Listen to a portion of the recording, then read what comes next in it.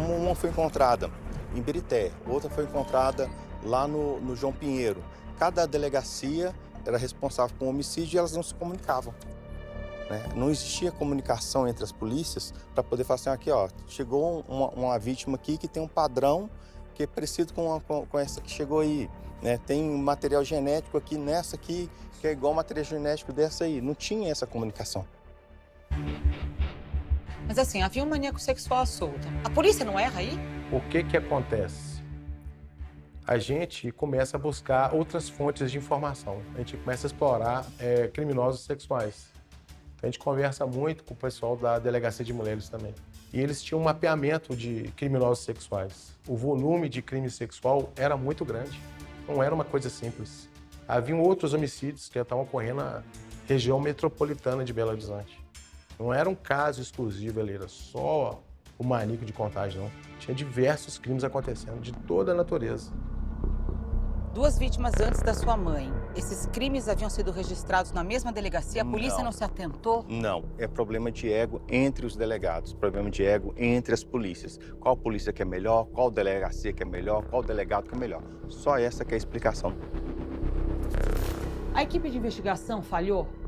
Não falha. Eu achei que tinha que ter mais empenho. Tinha que ter mais garra.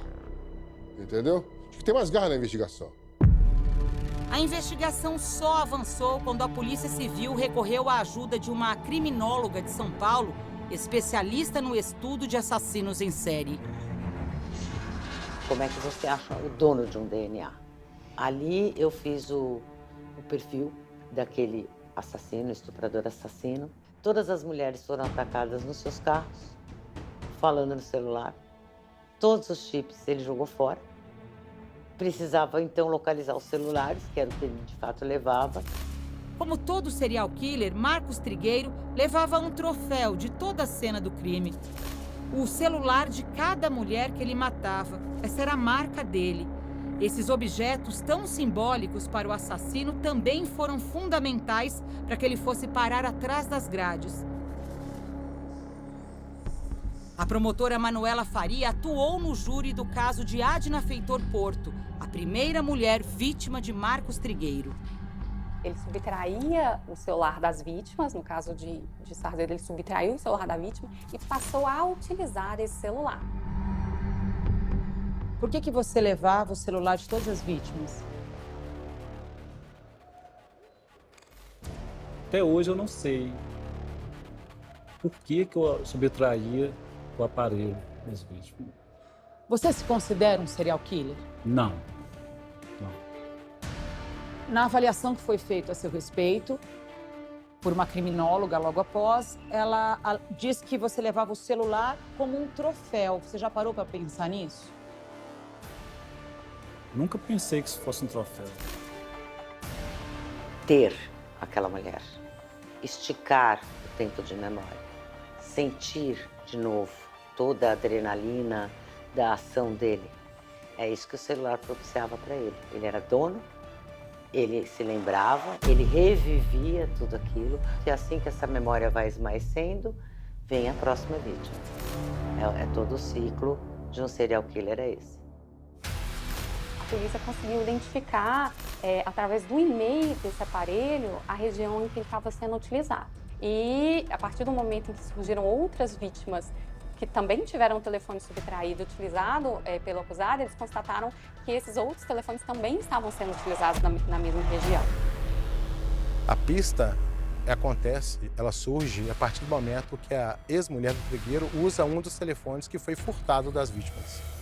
Então, a partir do momento que ela usa o aparelho, é gerado o registro de utilização desse e aí tem um cadastro dela, da linha telefônica dela. A partir do nome dela, a gente começa a cruzar os dados e descobre que ela é casada com o Trigueiro. Peguei o delegado e falei assim, ó, pede a prisão desse cara aqui, ó, temporária, a Marcos Antônio. Viu, cara? Pede a prisão temporária dele. Como é que foi a prisão dele? A polícia montou um cerco aqui? Sim, 15 policiais que participaram da operação. A gente chega e faz o domínio do ambiente. os policiais encontraram um suspeito escondido debaixo da cama. Dentro da casa foram apreendidos os celulares de pelo menos 3 vítimas. Um dos telefones estava com a mulher dele, que também foi presa. Como é que foi a sua conversa com a sua ex-mulher quando você confessou para ela que você era o maníaco de Contagem? Eu falei para ela que eu tinha feito uma burrada na minha vida. Eu falei, felizmente, foi eu que cometi os crimes. A reação dela foi só chorar. Encontramos ele debaixo da cama. Nesse momento que ele é preso, ele fala, pô, calma, cautela aqui, espera um pouco, então minha bolsa tá cheia. Minha bolsa? Que bolsa? Levanta-se a bolsa de colostomia. Tava cheia de fezes, né? Quando eu vejo a bolsa, aí eu já volto para a cena do carro da Edna, que estava sujo de fezes. Aqui, pronto, fechou. Pegaram o cara. Aí chegou na delegacia, falei assim, chama lá o diretor, chama o pessoal do DNA, vamos fazer o DNA desse cara aqui, ó. É ele mesmo. O DNA tinha dado positivo. Era ele. O maníaco de Contagem. Tá procurando já fazia tempo.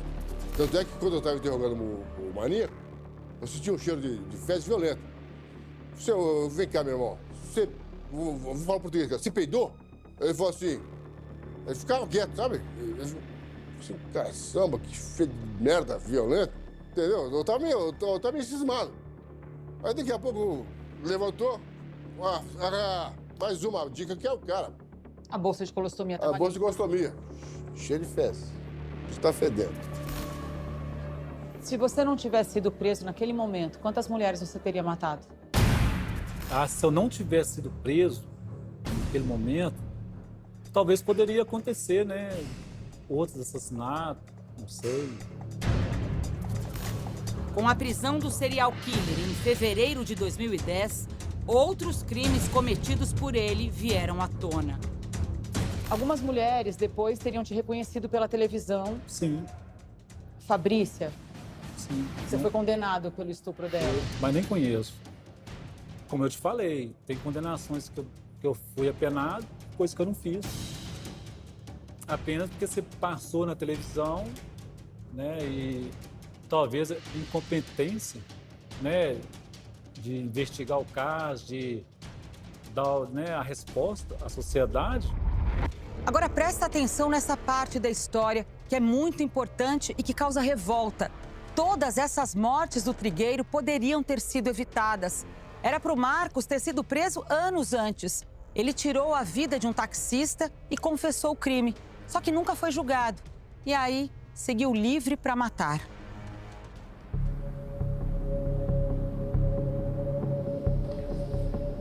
E foi aqui, nessa sala, a televisão aqui. Eu estava na cozinha, a minha irmã estava aqui, ela falou assim, Mônica, vem aqui para você ver. Olha quem que eles acabaram de prender. Aí a gente foi ver, era ele. Meu nome é Mônica Aparecida de Paula, eu sou cunhada do Odilon, né, o taxista que foi morto pelo Marcos Trigueiro. De acordo com a polícia, Marcos Antunes Trigueiro tem passagens por furto e roubo. Em 2004, confessou ter matado um taxista. O caso do taxista, ele veio à tona pra gente, que seria o Marcos Antunes, que ele tinha envolvimento com o latrocínio, depois que ele foi preso também. Mas nós já havíamos feito o caso do taxista, que ele foi assassinado durante um assalto, e o Marcos Antunes havia dado entrevista falando sobre o crime. E nós descobrimos que nós tínhamos a entrevista dele lá, daquela época. Eu só queria assaltar, tipo assim, aí na hora que ele mostrou a carteira, que eu vi que ele é polícia, entendeu? Aí eu, tipo assim, aí depois que ele saiu do carro e levantou a camisa, eu fiquei assim, entendeu? Meio grilado, peguei e atirei, o que aconteceu. Então, aí que nós fomos descobrir que ele não era as ações dele não foram só com outras mulheres, que ele já era criminoso já há algum tempo.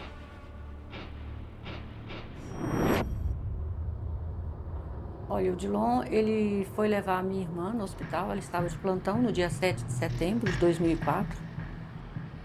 Ele deixou ela no hospital e na portaria do hospital tinha 2 homens, o Marcos e mais um outro rapaz, que pegaram o táxi como passageiro normal, passageiro comum. Qual foi a primeira pessoa que você matou?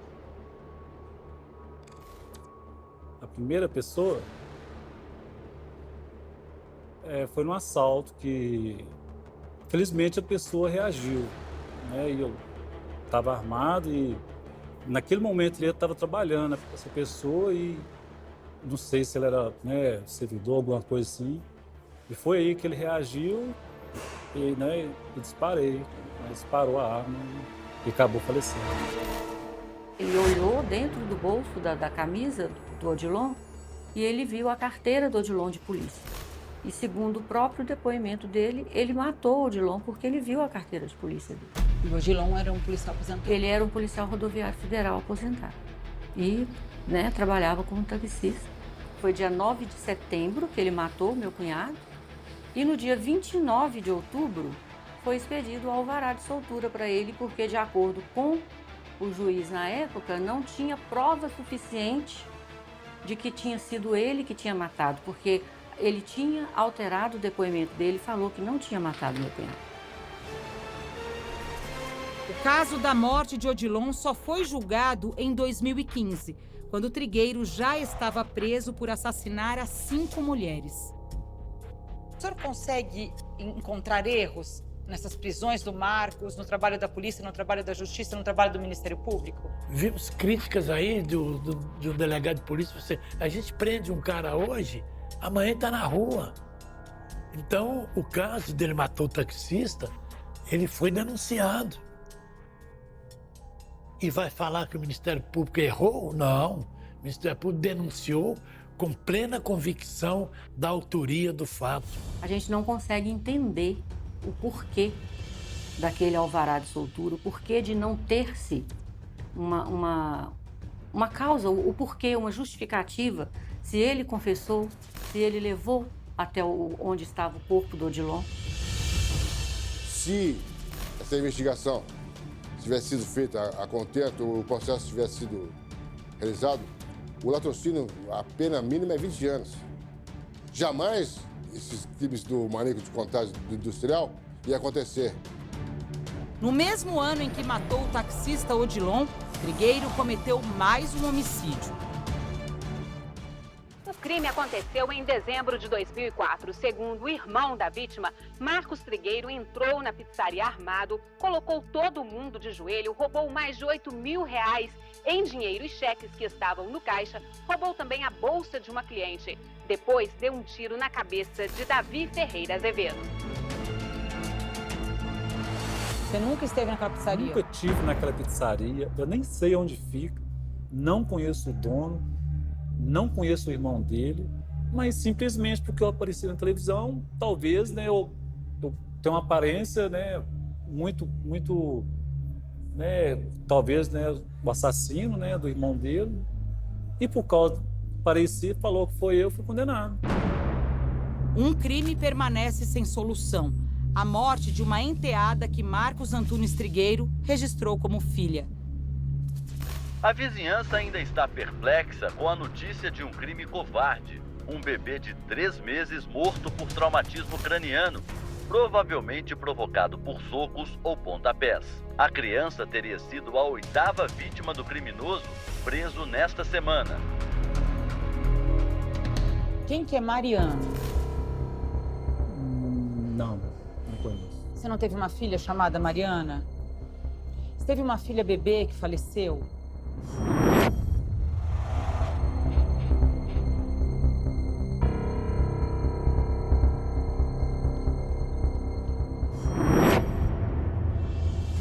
Essa aqui é a certidão de óbito da Mariana. Consta aqui no documento que ela é filha de Marcos Antunes Trigueiro, foi registrada. A causa da morte é trauma craniano e abdominal. Uma morte, no mínimo, suspeita para um bebê de apenas 3 meses. Meu nome é Viviane Antunes Trigueiro, irmã do Marcos Antunes Trigueiro. Ele falou para mim que a mãe da neném trabalhava e uma moça olhava a neném. E no dia do acontecido, a moça entregou a neném mais cedo para ele. Aí a neném começou a passar mal Ele me ligou falando que ia levar ela pra UPA. Eu falei, pode ir que eu encontro com você lá. Só que eu cheguei lá, a neném tava numa maca, né? Ele em pé do lado dela, momento algum ele saiu, chorando muito, chorando por causa da perda da neném e medo.